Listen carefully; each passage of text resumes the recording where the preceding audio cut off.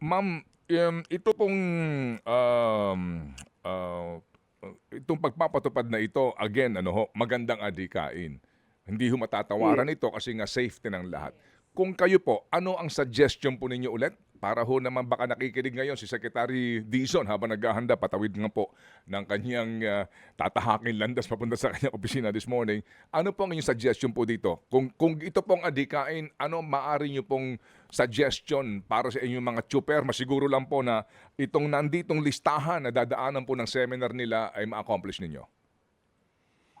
Alam mo, Mr. Ted, kung magiging balido lang yung pinag-usapan namin sa office ni ASEC Bigor Mendoza, yung magiging proseso kung paano magiging madali ang pagkuha ng lisensya, we agreed in principle already. Una, wala kaming pinag-uusapang additional expense.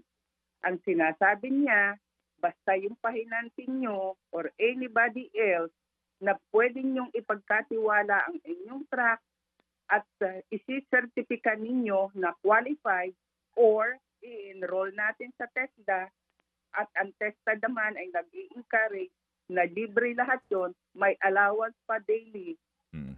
okay na yun. Tapos kami ay i-recognize ng LTO, pupunta sila sa aming garahe at doon train makikita nila, iti-test nila kung talagang sinasabi yung namin ay totoo na allowable na yung mag-drive, and that is it. Wala na kaming usapang additional gastos, patatagal pa yung maturity ng pagkuha ng lisensya.